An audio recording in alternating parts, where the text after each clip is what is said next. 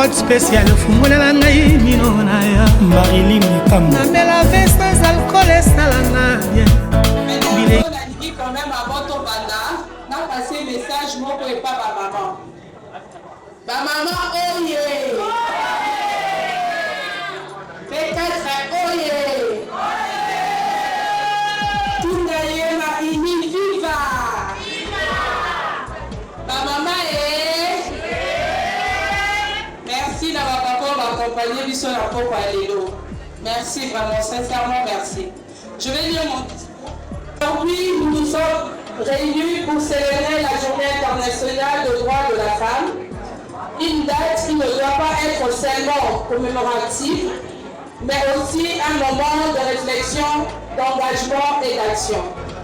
Cette année, en République du Congo, nous affirmons avec force notre engagement à mettre la femme congolaise au centre de toute ambition.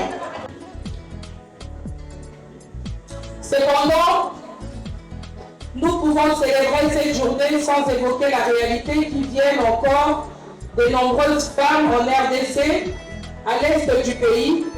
Les conflits armés continuent de faire des victimes parmi nos sœurs, nos mères et nos filles. Et des injustices qui les privent de leur droit à une vie digne et sécurisée.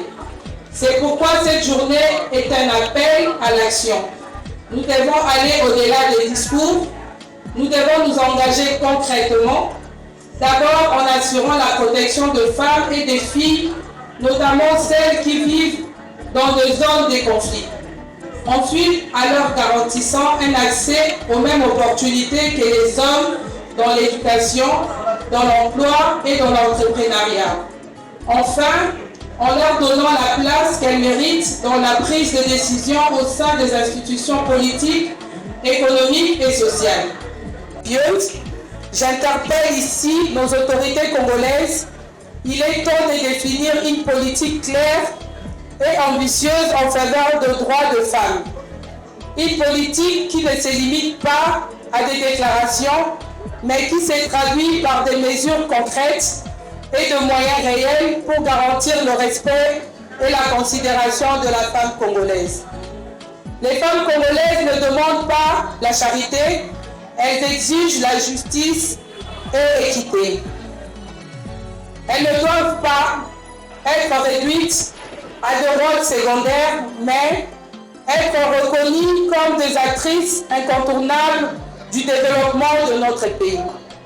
Ainsi, nous appelons nos dirigeants à investir massivement dans l'encadrement de jeunes filles et de jeunes femmes en mettant en place le programme efficace pour leur formation et leur autonomisation.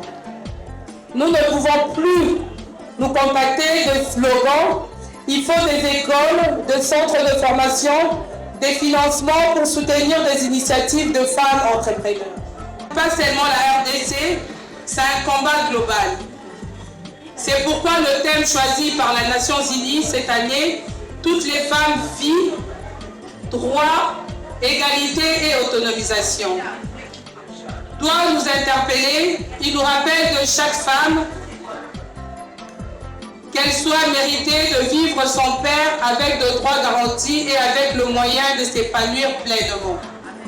Mesdames et messieurs, l'histoire nous a montré que lorsque les femmes avancent, toute la société avance. Il est temps de dépasser les obstacles, de briser des barrières et bâtir ensemble un avenir où chaque femme congolaise peut rêver, agir et réussir sans contrainte ni limitation. Pour ces, engageons-nous aujourd'hui pour un avenir où les femmes seront non seulement protégées, mais aussi pleinement reconnues comme des actrices majeures du développement de notre nation. Unissons-nous nos forces pour faire de droits des femmes une priorité absolue et non une promesse lointaine. Nos paroles doivent se transformer en actes. Nos ambitions doivent devenir les réalisations. Vive la femme congolaise, vive la République démocratique du Congo, vive la justice et l'égalité pour toutes et pour tous. Merci beaucoup.